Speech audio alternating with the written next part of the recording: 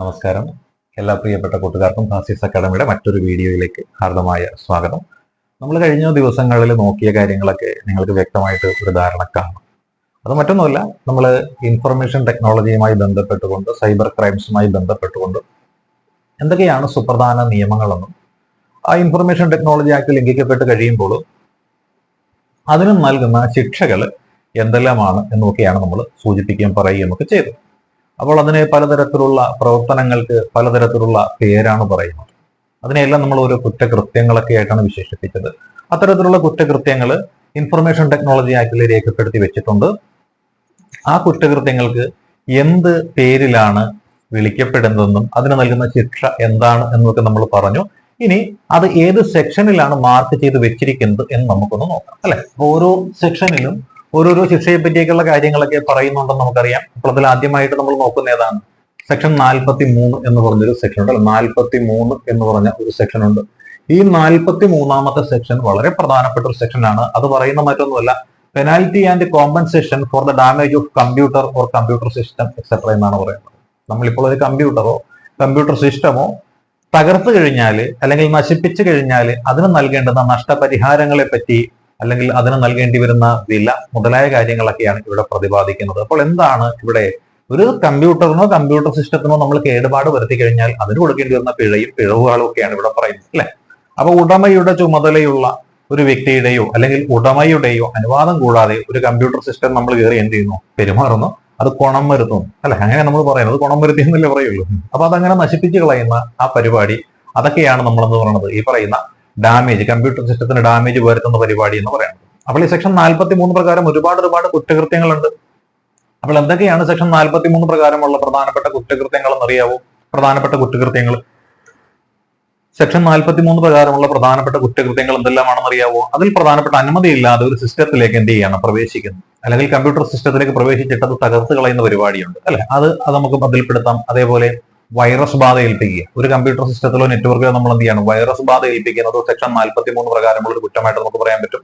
അതേപോലെ ആ ഡേറ്റകൾ, ആ സിസ്റ്റത്തിലുള്ള ഡേറ്റകൾ കംപ്ലീറ്റ് ആയിട്ട് നശിപ്പിച്ച് കളയുന്ന ഒരു പരിപാടി ഉണ്ടെങ്കിൽ അതിനെ നമ്മൾ 43 പ്രകാരമുള്ള കുറ്റകൃത്യങ്ങളായിട്ട് കണക്കാക്കാൻ പറ്റും.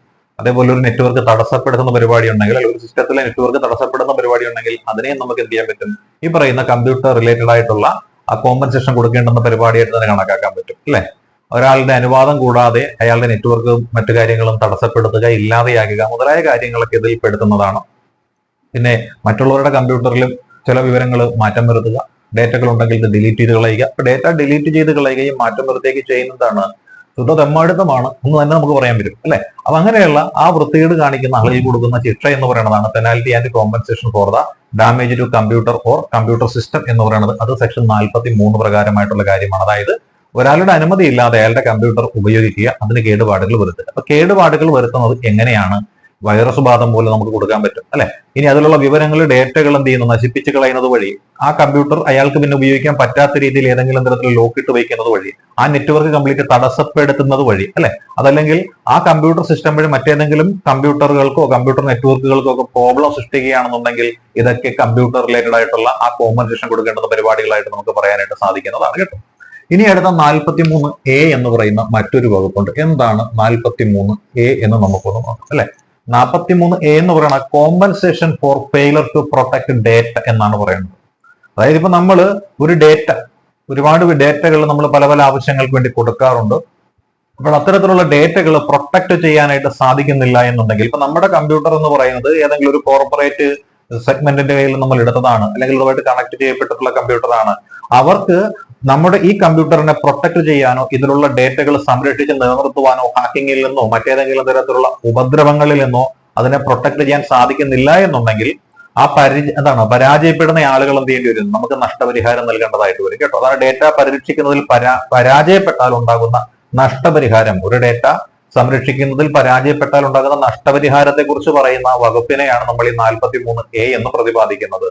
ഇപ്പൊ നമ്മൾ നോക്കിയാൽ ഈ പറയുന്ന കാര്യങ്ങൾ തന്നെ, അതായത് ഒരു സുരക്ഷാ സമ്പ്രദായങ്ങൾ നടപ്പാക്കുന്നതിൽ അത് പ്രൊട്ടക്ട് ചെയ്യുവാനായിട്ട് ചുമതലപ്പെട്ട സ്ഥാപനത്തിനുണ്ടാകുന്ന വീഴ്ച എന്ന് പറയുന്നത് ആ സ്ഥാപനത്തെ വിശ്വസിച്ചുകൊണ്ട് തന്റെ ആ പേഴ്സണൽ കമ്പ്യൂട്ടറോ മൊബൈലോ എന്ത് വേണമെങ്കിലും ആയിക്കൊള്ളട്ടെ അത് കൊടുത്തിരിക്കുന്നയാളിനെ സംബന്ധിച്ച് ഒരു വലിയ നഷ്ടമാണ്. അതുകൊണ്ട് തന്നെ അത്തരത്തിലുള്ള നഷ്ടങ്ങൾക്ക് എന്ത് ചെയ്യേണ്ടി വരും? നഷ്ടപരിഹാരം കൊടുത്തേ മതിയാവുകയുള്ളൂ. അതാണ് 43. എയിൽ പ്രതിപാദിച്ചിരിക്കുന്നത്. ഇനി അടുത്തതെന്ന് വെച്ചാൽ എന്താണെന്നറിയാവോ? അടുത്തത് 65 എന്ന് പറഞ്ഞ പ്രധാനപ്പെട്ട ഒരു ആക്ട് ആണ് 65 എന്ന് പറയുന്നത്. അപ്പൊ 65 എന്ന് പറഞ്ഞു കഴിഞ്ഞാൽ എന്താണ് എന്ന് നമുക്ക് നോക്കാം. അത് tampering with computer source documents എന്നാ പറയുന്നത്. Tampering with computer source documents എന്നാ പറയുന്നത്. അതായത് സൈബർ ടാമ്പറിംഗ് എന്ന് നമ്മൾ ചുരുക്കി പറയുന്ന പേരാണത്. സൈബർ ടാമ്പറിംഗ് എന്ന് പറയും. അത് സെക്ഷൻ 65 പ്രകാരമാണ് കേട്ടോ. സെക്ഷൻ 65 പ്രകാരമാണ് സൈബർ ടാമ്പറിംഗ് ചെയ്യപ്പെടുന്നത്.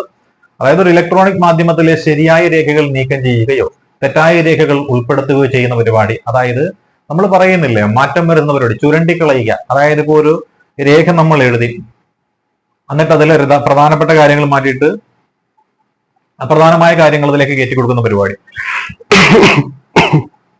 ഈ പരിപാടിക്ക് നമ്മൾ പറയുന്ന പേരാണ് സൈബർ ടാമ്പറിംഗ് എന്നാ പറയുന്നത്. അതായത് സെക്ഷൻ 65 പ്രകാരം ഒരു ഇലക്ട്രോണിക് മാധ്യമത്തിലെ ശരിയായ രേഖകൾ നീക്കം ചെയ്തിട്ട് അതിലേക്ക് തെറ്റായ രേഖകൾ ഉൾപ്പെടുത്തുന്ന രീതിക്ക് നമ്മൾ പറയുന്നത് സൈബർ ടാമ്പറിംഗ് സെക്ഷൻ 65 ആണ്. ഇത് പ്രകാരം ശിക്ഷയുണ്ട്. സൈബർ ടാമ്പറിംഗിന്റെ ശിക്ഷ എന്ന് പറയുന്നത് 3 വർഷം വരെ തടവ് എന്നാ പറയുന്നത്. അല്ലെ, 3 വർഷം വരെ തടവ് കിട്ടാം. അത് അല്ല എന്നുണ്ടെങ്കിൽ എത്രയാണ്? 2 ലക്ഷം രൂപ വരെ പിഴ, അല്ലെങ്കിൽ ചിലപ്പോൾ ഇത് രണ്ടും കൂടി കിട്ടും. തടവും പിഴയും ചിലപ്പോൾ ഒരുമിച്ച് കിട്ടി എന്ന് വിരിക്കണം. എന്ന് നടത്തി കഴിഞ്ഞാൽ സൈബർ ടാമ്പറിംഗ് എന്ന് പറഞ്ഞുള്ള പരിപാടിക്ക് പോയി കഴിഞ്ഞു കഴിഞ്ഞാൽ. അപ്പൊ സൈബർ ടാമ്പറിംഗ് എന്താണ് എന്ന് മനസ്സിലായി കാണുമെന്ന് വിശ്വസിക്കുന്നു. ഇനി അടുത്തതാണ് 66 എന്ന് പറഞ്ഞ സെക്ഷൻ 66 ആണ് കേട്ടോ. സെക്ഷൻ 66 എന്തിനെ പറ്റിയാ പറയുന്നത്? സെക്ഷൻ 66 പറയുന്നത് കമ്പ്യൂട്ടർ റിലേറ്റഡ് ഒഫൻസ് എന്നാ പറയുന്നത്. അല്ലെ, കമ്പ്യൂട്ടർ റിലേറ്റഡ് ഒഫൻസ് എന്നാണ് ഇതറിയപ്പെടുന്നത്. അതായത് നമ്മൾ നോക്കിക്കഴിഞ്ഞാൽ എന്താണ്, ഹാക്കിംഗ് എന്ന് പറയുന്ന സാധനമാണ്. നേരത്തെ ഹാക്കിംഗ് എന്നായിരുന്നു ഇതറിയപ്പെട്ടിരുന്നത്. ആ ഹാക്കിങ്ങിലായിരുന്നു നമ്മൾ പഠിച്ച വൈറ്റ് ഹാറ്റ് ഹാക്കറും ഗ്രേ ഹാറ്റ് ഹാക്കറും ബ്ലാക്ക് ഹാറ്റ് ഹാക്കറും ഒക്കെ ഉണ്ടായിരുന്നു. പക്ഷെ ഇപ്പൊ അത് പേര് മാറി. ഹാക്കിംഗ് എന്നുള്ള പേര് മാറ്റിയിട്ട് അല്ലെ നമ്മളിപ്പോ എന്താണ് കൊടുത്തിരിക്കുന്നത്? കമ്പ്യൂട്ടർ റിലേറ്റഡ് ഓഫൻസ് എന്ന പേരിലാണ് കൊടുത്തിരിക്കുന്നത്. അതായത് ഒരു കമ്പ്യൂട്ടറിലെയോ നെറ്റ്വർക്കിലെയോ സുരക്ഷ ഭേദിച്ച് അല്ലെ, ഒരു കമ്പ്യൂട്ടറിലെയോ നെറ്റ്വർക്കിലെയോ സുരക്ഷ ഭേദിച്ച് അതിൽ വിവരങ്ങൾ കണ്ടുപിടിക്കുന്ന പ്രക്രിയക്കാണ് നമ്മൾ എന്ത് പറയുന്നത്? ഹാക്കിംഗ് എന്ന് പറയുന്നത്. ഹാക്കിംഗ് എന്ന് വെച്ചാൽ അത് തന്നെയാണ് കേട്ടോ. ഒരു കമ്പ്യൂട്ടറിലെയോ നെറ്റ്വർക്കിലെയോ സുരക്ഷ ഭേദിച്ച് അതിൽ വിവരങ്ങൾ കണ്ടുപിടിക്കുന്ന പ്രക്രിയക്ക് നമ്മൾ പറയുന്ന പേരാണ് ഹാക്കിംഗ് എന്ന് പേരിട്ടുകൊണ്ട് നമ്മൾ പറയുന്നത് കേട്ടോ. അതിന് ശിക്ഷയുണ്ട്. എത്രയാണ് ശിക്ഷ? 3 വർഷം വരെ തടവാവാം, അല്ലെങ്കിൽ 5 ലക്ഷം രൂപ വരെ പിഴയും ആവാം. അപ്പൊ 3 ലക്ഷം വരെ തടവ് അല്ലെങ്കിൽ 5 ലക്ഷം രൂപ വരെ പിഴയും കിട്ടുന്ന ഒരു കുറ്റമാണ് ഈ പറയുന്ന ഏതെന്ന് പറയുന്നത്? ഈ ഹാക്കിംഗ് എന്ന് പറയുന്നത് കേട്ടോ. ഹാക്കിംഗ് എന്ന് വെച്ചാൽ 3 ലക്ഷം രൂപ വരെ പിഴയും, അതുപോലെ തന്നെ എത്ര വർഷം വരെ തടവ്? 5 ലക്ഷം രൂപ വരെ പിഴയും 5 ലക്ഷം രൂപയാണ് കേട്ടോ. 5 ലക്ഷം രൂപ വരെയാണ് പിഴ. എത്ര വർഷം വരെ തടവ്? തടവ് എത്രയാണ്? 3 വർഷം വരെ തടവാണ്. 3 വർഷം വരെ തടവ്, 5 ലക്ഷം രൂപ വരെ പിഴയും കിട്ടുന്ന ഒരു കുറ്റമാണ് നമ്മുടെ ഈ ഹാക്കിംഗ് എന്ന് പറഞ്ഞിട്ടുള്ള കുറ്റം. ഇതിനെ നമ്മൾ കമ്പ്യൂട്ടർ റിലേറ്റഡ് ഓഫൻസ് എന്ന ഒരൊറ്റ പേരിട്ടുകൊണ്ടാണ് വിശേഷിപ്പിക്കുന്നത്. പിന്നെ ഡിലീറ്റ് ചെയ്യപ്പെട്ട് മാറ്റിയ ഒരു സാധനമുണ്ട്. അതാണ് 66A എന്ന് പറയുന്നത്. 66A എന്തായിരുന്നു? 66A എന്നറിയാവോ? 66A എന്ന് വെച്ച് കഴിഞ്ഞാൽ punishment for sending offensive messages എന്നാണ്. Punishment for sending offensive messages through a computer or communication system അല്ലെങ്കിൽ കമ്മ്യൂണിക്കേഷൻ ഡിവൈസ് എന്നാണ് പറയുന്നത്. അതായത് നമ്മുടെ സോഷ്യൽ മീഡിയകളൊക്കെ ഉണ്ടല്ലോ, അതുവഴി നമ്മൾ എന്ത് ചെയ്യുകയാണ്? ഒരു അപകീർത്തികരമായിട്ടുള്ള മെസ്സേജുകളൊക്കെ അയച്ചു കഴിഞ്ഞാൽ നമുക്ക് കിട്ടുന്ന ശിക്ഷയെ പറ്റിയാണ് അതിൽ പ്രതിപാദിക്കുന്നത് കേട്ടോ. അപ്പൊ കമ്പ്യൂട്ടർ റിസോഴ്സ് അല്ലെങ്കിൽ ആശയവിനിമയം വഴി നമുക്ക് ലഭിക്കുന്ന ആ ഒരു വിവരം എന്ന് പറയുന്നത് നമ്മൾ എന്ത് ചെയ്യുകയാണ്? മറ്റൊരാൾക്ക് കൈമാറുന്നു അല്ലെ കൊടുക്കുന്നു. പക്ഷെ അത് തെറ്റായ വിവരമാണ്, മറ്റൊരാളെ അപകീർത്തിപ്പെടുന്ന വിവരമാണ്. അപ്പൊ അങ്ങനെ വന്നു കഴിയുമ്പോൾ എന്തായിരിക്കും? അത് ദോഷകരമായിട്ട് മാറുമായിരുന്നു. അതുപ്രകാരം പണ്ട് മഹാരാഷ്ട്രയുടെ പ്രധാനപ്പെട്ട ഒരു രാഷ്ട്രീയ നേതാവാണ് ബാൽ താക്കറെ എന്ന് പറയുന്നത്. ബാൽ താക്കറെ, ഈ ബാൽ താക്കറെ മരണപ്പെട്ട് കഴിഞ്ഞപ്പോൾ ശ്രേയാ സിംഗാൾ എന്ന് പറയുന്ന ഒരു കുട്ടി, ശ്രേയാ സിംഗാൾ അല്ല, നമ്മുടെ ഇവിടെ ഈ കേരളത്തിൽ തന്നെ പേരുകളുള്ള ഒരു കുട്ടി അവിടെ എന്ത് ചെയ്തു? ഇപ്രകാരം ഒഫൻസീവായിട്ടൊരു മെസ്സേജ് അയച്ചു. ആ കുട്ടിയെയും മറ്റുമൊക്കെ പിടിച്ച് തടങ്കലുള്ള ചേർന്നു. അപ്പൊ ഇത് കേസ് ചൂണ്ടിക്കാണിച്ചുകൊണ്ട് ഡൽഹിയിലുള്ള ശ്രേയാ സിംഗാൾ എന്ന് പറയുന്ന ഒരു കുട്ടി എന്ത് ചെയ്യുകയാണ്? സുപ്രീം കോടതിയിൽ ഒരു ഹർജി ഫയൽ ചെയ്ത്, ആ കുട്ടിയുടെ അമ്മ സുപ്രീം കോടതിയിൽ ലീഡിംഗ് അഡ്വക്കേറ്റ് ആയിരുന്നു, അവരാണ് കേസ് വാദിച്ചത്. ആ കേസിനൊടുവിൽ Shreya Singhal versus union of India എന്ന കേസുമായി ബന്ധപ്പെട്ടുകൊണ്ട് അഭിപ്രായ പ്രകടനം എന്ന് പറയുന്നത് മൗലിക അവകാശമാണെന്നും ആർട്ടിക്കിൾ 19A ലംഘനമാണ് ഈ പറയുന്ന 66A എന്ന് പറയുന്ന അഭിപ്രായ പ്രകടനം ഇലക്ട്രോണിക് മാധ്യമത്തിലൂടെ നടത്തി കഴിഞ്ഞാൽ ശിക്ഷ കൊടുക്കുന്നത് എന്ന് പറഞ്ഞുകൊണ്ട് ഈ പറയുന്ന 66A എന്ന് പറയുന്നത് റദ്ദാക്കുകയുണ്ടായി. അത് കേസ് എന്ന് പറയുന്നത് ശ്രേയാ സിംഗാളാണ് കേട്ടോ. ശ്രേയാ സിംഗാളും നമ്മുടെ ഇന്ത്യ ഗവൺമെന്റ് തമ്മിലായിരുന്നു ഈ കേസ് നടന്നിരുന്നത് നമുക്കറിയാം.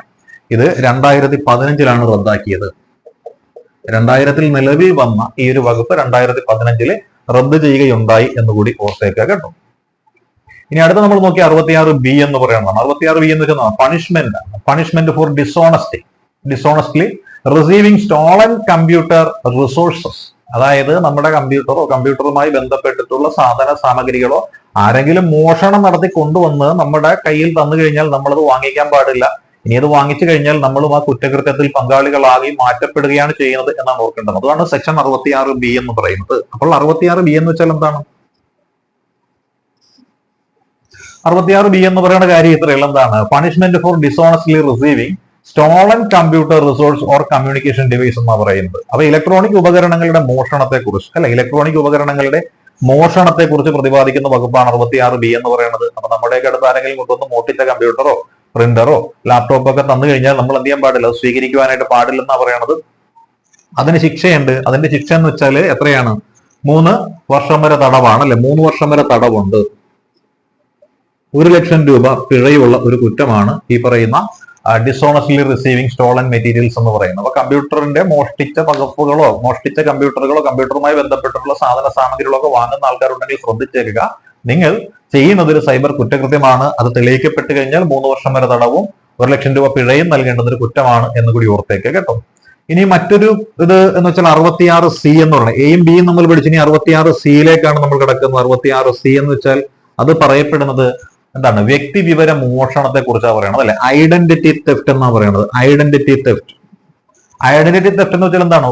മറ്റൊരു വ്യക്തിയുടെ ഇലക്ട്രോണിക് സിഗ്നേച്ചറോ പാസ്വേഡുകളോ, ഇപ്പം ഓഫീസിലൊക്കെ ഇരിക്കുന്ന പ്രധാനപ്പെട്ട സർക്കാർ ഓഫീസുകളിലൊക്കെ ഇരിക്കുന്ന ആൾക്കാർക്ക് ഒരു ഡിജിറ്റൽ സിഗ്നേച്ചർ ഉണ്ടാവും.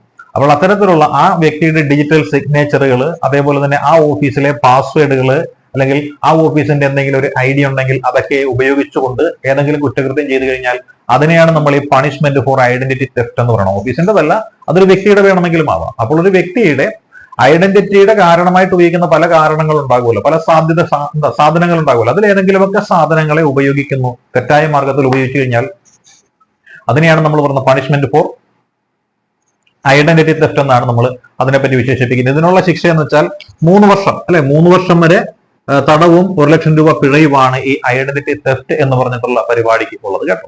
ഇനി നമുക്ക് നോക്കാനുള്ള അടുത്ത സെക്ഷൻ എന്ന് പറയുന്നത് എന്താണ്? അടുത്ത സെക്ഷൻ എന്ന് വെച്ചാൽ 66D ആണ്. 66D എന്താണ്? 66D എന്ന് നോക്കാം. ഇത് പ്രതിപാദിക്കുന്നത് മറ്റൊന്നുമല്ല, എന്തായിരിക്കാം? നമ്മുടെ ആളുകളെ പറ്റിക്കുന്ന പരിപാടി. ഇപ്പൊ ആൾമാറാട്ടം നടത്തുന്ന പരിപാടി എന്ന് കേട്ടിട്ടില്ല, അത് തന്നെയാണ് സംഭവം. അതായത് പണിഷ്മെന്റ് ഫോർ ചീറ്റിംഗ് ബൈ പേഴ്സണൈസേഷൻ അല്ലെ? പേഴ്സണേഷൻ എന്ന് നമ്മൾ പറഞ്ഞു. പേഴ്സണേഷൻ എന്നാ പറയുന്നത്. അതായത് ആൾമാറാട്ടം നടത്തി ഒരാളെ പറ്റിക്കുക. അതായത് ഏതെങ്കിലും ആശയവിനിമയ ഉപകരണം അല്ലെങ്കിൽ കമ്പ്യൂട്ടർ റിസോഴ്സ് മുഖേന വ്യക്തിപരമായിട്ട് ആളുകളെ വഞ്ചിക്കുന്ന ഒരു പ്രക്രിയ. അതായത് ഈ ആൾമാറാട്ടം നടത്തി പറ്റിക്കുന്ന പരിപാടിയാണ് ഏതെന്ന് പറയുന്നത്?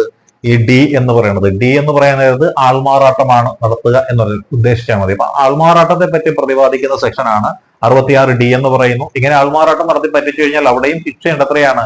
ആൾമാറാട്ടം നടത്തി പറ്റിക്കുന്ന ആളുകൾ കൊടുക്കുന്ന ശിക്ഷ എന്താണ്? അതും ഈ പറയുന്ന 3 വർഷവും 1 ലക്ഷം രൂപ പിഴയും തന്നെയാണ് കേട്ടോ. 3 വർഷവും 1 ലക്ഷം രൂപ പിഴയും തന്നെയാണ് ഈ ആൾമാറാട്ടം നടത്തുന്ന ആളുകൾക്ക് കൊടുക്കുന്നത് എന്നും നമ്മൾ ഓർത്തുകൊള്ളുക. പിന്നെയുള്ളത് 66E ആണ്. 66E എന്ന് പറയുന്നത് 66E ആണ്. എന്താണ് 66E എന്ന് പറയുന്നത്? 66E എന്ന് വെച്ചാൽ മറ്റൊന്നുമല്ല, സ്വകാര്യതാ ലംഘനമാണ്. എത്തിനോട്ടം എന്ന് പറയും. ഒരാളുടെ സ്വകാര്യതയിലേക്ക് നമ്മൾ എത്തി നോക്കുകയാണ് അല്ലെ? ഈ എത്തിനോട്ടമായിട്ട് ഓർത്താൽ വളരെ എളുപ്പമായിരിക്കും അല്ലെ? അപ്പൊ നമ്മൾ നോക്കിയാൽ ഇതാണ് ഒരാളുടെ സ്വകാര്യ ചിത്രങ്ങൾ അവരുടെ സമ്മതം, അനുവാദം എന്നിവയില്ലാതെ എടുക്കുകയും പ്രസിദ്ധീകരിക്കുകയും അല്ലെ പ്രചരിപ്പിക്കുകയും ഒക്കെ ചെയ്യുന്ന പരിപാടികളെന്ന് നമ്മൾ പറയുന്നത്. അതായത് punishment for violation of privacy ആണ്. Punishment for the violation of privacy. Punishment for the violation of privacy ആണ്. അതായത് ഒരാളുടെ സ്വകാര്യ ചിത്രങ്ങൾ അവരുടെ സമ്മതമോ അനുവാദമോ ഇല്ലാതെ എടുക്കുകയും പ്രസിദ്ധീകരിക്കുകയും പ്രചരിപ്പിക്കുകയും ചെയ്യുക. അതാണ് കേട്ടോ. ഇത് ഈ സെക്ഷന്റെ പരിധിയിൽ വരുന്ന കുറ്റമാണെന്ന് ചോദിച്ചാൽ 66E എന്ന സെക്ഷന്റെ പരിധിയിൽ വരുന്ന കുറ്റമാണ് ഇത് എന്ന് ഓർത്തേക്കുക കേട്ടോ. അതാണ് 66E എന്ന് വെച്ചാൽ ഇതിനുള്ള ശിക്ഷ എത്രയാണ്? 3 വർഷം വരെ തടവാണ് കേട്ടോ. സ്വകാര്യത ലംഘനത്തിന് 3 വർഷം വരെ തടവുണ്ട്. പിന്നെയോ 2 ലക്ഷം രൂപ വരെ പിഴയുമാണ്.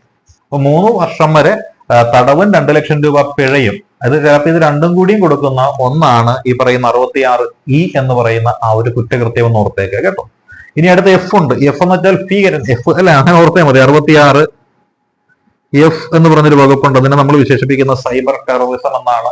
കഴിഞ്ഞ ക്ലാസ്സിൽ നമ്മൾ പറഞ്ഞിരുന്നു എന്താണ് സൈബർ ടെററിസം എന്ന് പറഞ്ഞിരുന്നു. ഇനി അത്തരത്തിലുള്ള സൈബർ ടെററിസം കാണിച്ചു കഴിഞ്ഞാൽ അതിനുള്ള ശിക്ഷയെ പറ്റിയാണ് നമ്മൾ പറയുന്നത്. അതായത് ഇന്റർനെറ്റോ കമ്പ്യൂട്ടർ മാധ്യമങ്ങളോ ഇലക്ട്രോണിക് മാധ്യമങ്ങളോ മുഖേന നമ്മുടെ രാജ്യത്തിന്റെ സുരക്ഷ, ഐക്യം, അഖണ്ഡത എന്നിവയ്ക്ക് വിഘാതമുണ്ടാക്കുന്ന തരത്തിലുള്ള പ്രവർത്തനങ്ങളിൽ ഏർപ്പെടുന്ന ആളുകളെയാണ് നമ്മൾ സൈബർ തീവ്രവാദികൾ എന്ന് പേരിട്ടുകൊണ്ട് വിശേഷിപ്പിക്കുന്നത്. അത്തരത്തിലുള്ള ആളുകൾക്ക് കൊടുക്കുന്ന ശിക്ഷ എന്ന് പറയുന്നതാണ് ജീവപര്യന്തം വരെയുള്ള ഒരു ശിക്ഷയാണ് കൊടുക്കുന്ന. ജാമ്യമില്ലാത്ത വകുപ്പും കൂടിയാണ് ഇത് എന്നോർത്തേക്ക് കേട്ടോ. ജാമ്യമില്ലാത്ത വകുപ്പും കൂടിയാണ് ഏതെന്ന് പറയുന്നത് ഈ 66F എന്ന് പറയുന്ന ഭീകരപ്രവർത്തനം എന്ന് പറയുന്നത്. ഇനി അടുത്ത വകുപ്പ് എന്ന് പറയുമ്പോൾ നമുക്ക് നോക്കാം. അടുത്ത വകുപ്പ് എന്ന് പറയുന്നത് മറ്റൊന്നുമല്ല. അടുത്ത വകുപ്പ് ഏതാണ്? അടുത്ത വകുപ്പ് എന്ന് പറയുന്നത് 67 കേട്ടോ. എന്താണ് 67 പ്രതിപാദിക്കുന്നത്? 67 പ്രതിപാദിക്കുന്ന കാര്യം എന്താണ്? 67 എന്ന് വെച്ചാൽ എന്തിനെ പറ്റിയാണ് പ്രതിപാദിക്കുന്നത്? അവിടെ പറയുന്ന മറ്റൊന്നുമല്ല, പണിഷ്മെന്റ്. എന്തിന്റെ പണിഷ്മെന്റ് ആണ്? For publishing or transmitting obscene materials in electronic form എന്നാ പറയുന്നത്. അതായത് ഇപ്പോ ഈ അശ്ലീല ചിത്രങ്ങളോ അശ്ലീല സന്ദേശങ്ങളോ ഒക്കെ ഇലക്ട്രോണിക് മീഡിയ വഴി പരസ്യപ്പെടുത്തുന്ന അല്ലെ ഡിജിറ്റൽ രൂപത്തിൽ പരസ്യപ്പെടുത്തുന്ന പ്രക്രിയ ചെയ്തുകൊണ്ടിരിക്കുന്ന ആളുകൾക്ക് കൊടുക്കുന്ന ശിക്ഷയാണ് ഈ 67 എന്ന് പറഞ്ഞ വകുപ്പിൽ പെടുന്നത്. അതായത് അശ്ലീല സന്ദേശങ്ങളും അശ്ലീല ചിത്രങ്ങളും ഇലക്ട്രോണിക് മീഡിയ വഴി പരസ്യപ്പെടുത്തുന്ന ആളുകൾക്ക് കൊടുക്കുന്ന ശിക്ഷയാണ് ഇതെന്നോർത്തേക്ക് കേട്ടോ. അപ്പൊ ഇതാണ് 67 എന്ന് പറയുന്നത്. അപ്പം ഈ പറയുന്ന ശിക്ഷ എന്ന് പറയുന്നത് എന്താണ് എന്ന് നമ്മൾ ഓർത്തേക്ക് അല്ലെ. ആദ്യ തവണയാണ് കുറ്റം ചെയ്യണമെന്നുണ്ടെങ്കിൽ അല്ലെ, ഫസ്റ്റ് തവണയാണെങ്കിൽ 3 വർഷം തടവാണ് അല്ലെ, 3 ഇയർ തടവുണ്ടാകും. അതിനു പുറമെ 5 ലക്ഷം രൂപ വരെ പിഴ ഉണ്ടാകും. 5 lakh ആണ് പിഴ എന്ന് പറയുന്നത്.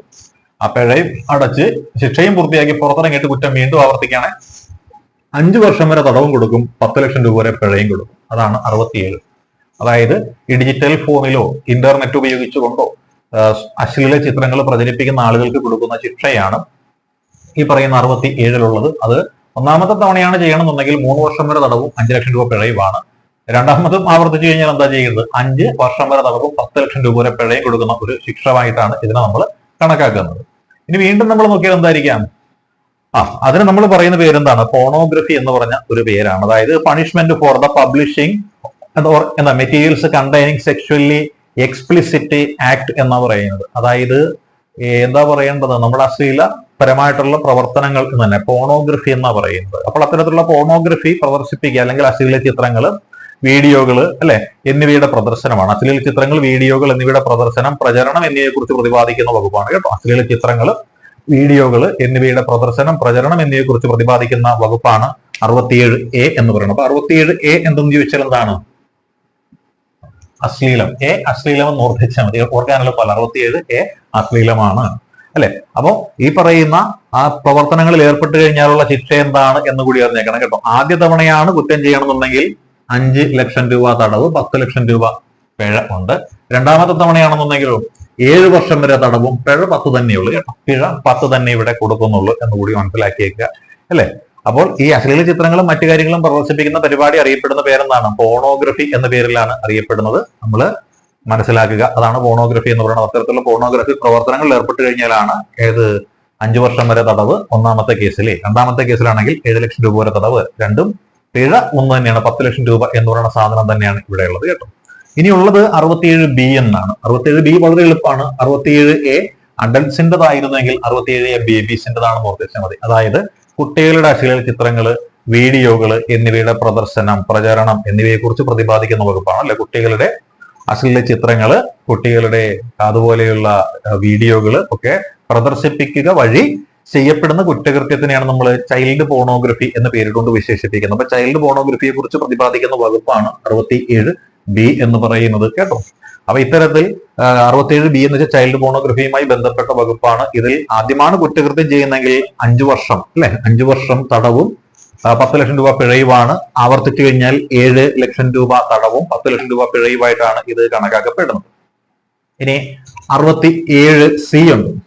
അത് ഇതുമായി ബന്ധമില്ലാത്ത കേട്ടോ. 67 എന്നതിന് സെപ്പറേറ്റ് ആയിട്ട് നമ്മൾ നോക്കേണ്ടത്. അതായത് ഈ പറയുന്ന കാര്യത്തിൽ 67C എന്ന ആ ഒരു വകുപ്പിൽ എന്തെല്ലാം കാര്യങ്ങളാണ് ഉൾപ്പെടുന്നത് എന്നാണ് ഇവിടെ പ്രതിപാദിക്കുന്നത്. 67C ഉൾപ്പെടുന്ന കാര്യങ്ങൾ മറ്റൊന്നുമല്ല, ഇടനിലക്കാര്, അതേപോലെ തന്നെ കേന്ദ്ര ഗവൺമെന്റ് അല്ലെ, ഇടനിലക്കാര്, കേന്ദ്ര ഗവൺമെന്റ് അവരൊക്കെ വ്യക്തമാക്കിയിരിക്കുന്ന ഒരു കാലമുണ്ട്.